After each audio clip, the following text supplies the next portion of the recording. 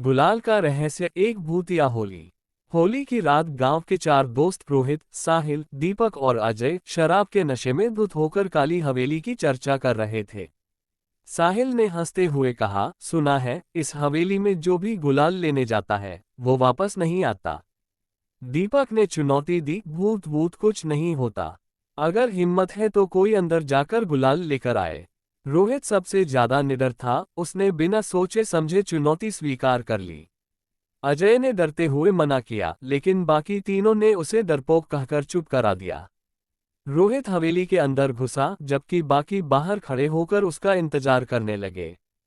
हवेली के अंदर घना अंधेरा था।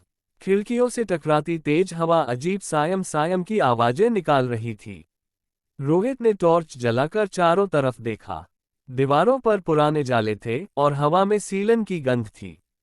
तभी एक कोने में उसे एक थाली में लाल गुलाल रखा दिखा। उसने जैसे ही गुलाल उठाया, दरवाजा अपने आप बंद हो गया और एक डरावनी हंसी गूंज उठी। रोहित घबरा गया और भागने के लिए दरवाजे की ओर बढ़ा, लेकिन तभी उसके सामने एक साया प्रकट हुआ।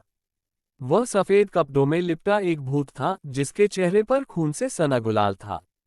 भूत की आंखों से आग जैसी लाल रोशनी निकल रही थी। बाहर खड़े दोस्तों को हवेली से रोहित की चीख सुनाई दी। वे डर के मारे कांपने लगे।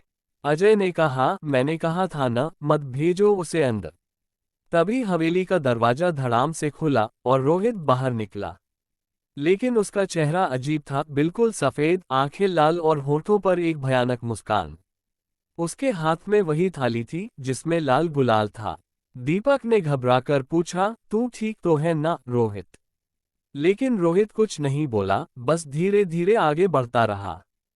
तभी अचानक रोहित ने थाली से गुलाल उठाकर साहिल के चेहरे पर मल दिया।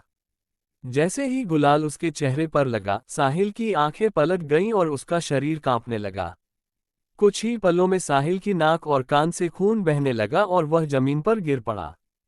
दीपक और अजय चीखते हुए भागे, लेकिन रोहित के चेहरे पर एक शैतानी मुस्कान थी। उसने गुलाल हवा में उछाल दिया और एक भयानक गूंज सुनाई दी, अब हर होली पर एक नई बलि चढ़ेगी। अगली सुबह गांव वालों को हवेली के बाहर साहिल की लाश मिली और उसके चेहरे पर लाल गुलाल लगा था।